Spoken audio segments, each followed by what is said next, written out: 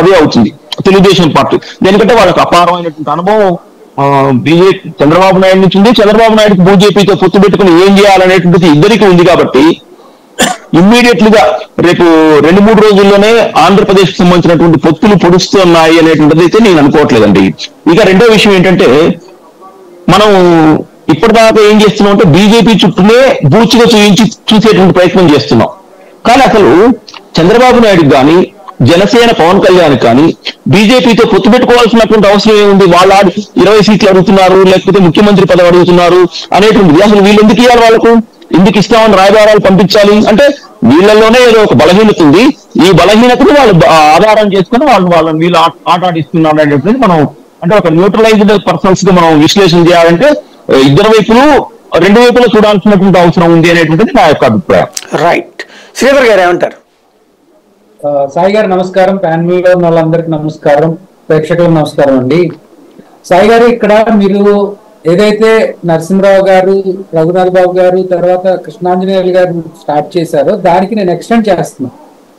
Actual గా alliances అనేది వాళ్ళ పార్టీల విషయం అయినప్పటికీ కూడా ఒక నెల క్రితం విష్ణువర్ధన్ రెడ్డి గారు మాట్లాడుతూ మేము తీసుకునే స్టేజ్ లో లేము, ఇచ్చే స్టేజ్ లో ఉన్నాం బీజేపీ నుంచి టీడీపీకి అన్నారు.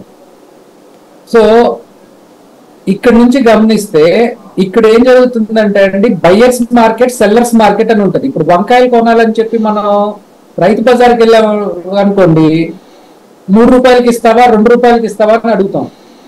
అదే ఒక సూపర్ మార్కెట్కి వెళ్ళామనుకోండి, వాడు ఫిక్స్డ్ ప్రైస్ పెడతాడు 25 రూపీస్ అని.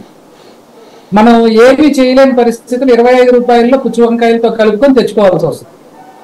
అట్లాగే చంద్రబాబు నాయుడు గారు వీక్ అయిపోయారు. ఎంత విధంగా వీక్ అయిపోయారు అంటే, ఇవాళ మీరు సోషల్ మీడియాలో చూసినా లేకపోతే ఆయన చేష్టలు చూసినా, దాదాపు ఆయన పెట్టుకున్న రాబిన్ శర్మ సొంత టీం చూసినా దాదాపు 80 చోట్ల మాకు అభ్యర్థులు లేరు అని చెప్పి చెప్తా ఉన్నాడు. సో ఇది నెంబర్ 1. నెంబర్ 2, మీరు గమనిస్తే ఒంగోలు లాంటి చోట లేకపోతే నరసరావుపేట లాంటి చోట, అక్కడ నాకెందుకంటే గుంటూరు లాస్ట్ 2 టర్మ్స్ కన్సిస్టెంట్ గా గెలిచి వైఎస్ఆర్ సిపి వేవ్ లో కూడా గుంటూరులో గెలిచిన తర్వాత గల్లా జయదేవ్ అనే మనిషి ఒక పెద్ద పారిశ్రామికవేత్త, తెలుగుదేశం అభిమాని. అలాగే ఆయన ఏం చెప్తా ఉన్నాడు, నేను రాజకీయాలకు దూరంగా ఉంటాను అని చెప్తున్నాడు.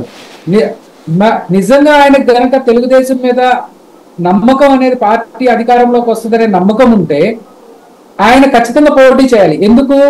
ఆయన ఏం చెప్తున్నారు, తెలుగుదేశం వల్ల ఆయన ఏం చెప్పలేదు ఎక్కడా కూడా. తెలుగుదేశం వాళ్ళు ఏం చెప్తున్నారు, ఆయన బెదిరించారు, ఫ్యాక్టరీలు తీసుకెళ్లిపోమన్నారు, వైఎస్ఆర్సీపీ వాళ్ళు బెదిరించారన్న. ఒకవేళ అదే నిజమైతే, తెలుగుదేశం అధికారంలోకి వస్తుంది అనేది నిజమైతే ఆయనే పోటీ చేస్తాడు కదా, వేరే వాళ్ళకి ఛాన్స్ ఎందుకు ఇస్తాడు?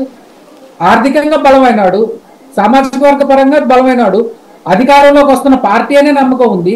రాజధాని మీద ఏదైతే వీళ్ళందరూ ప్రపంచం అంతా తల్లకిందులైపోయిందని తపస్సు చేసేది చెప్తున్నారో, ఆ రాజధాని ప్రాంతం ఉన్నటువంటి 2 నియోజకవర్గాల నుంచి ప్రాతినిధ్యం వహిస్తున్న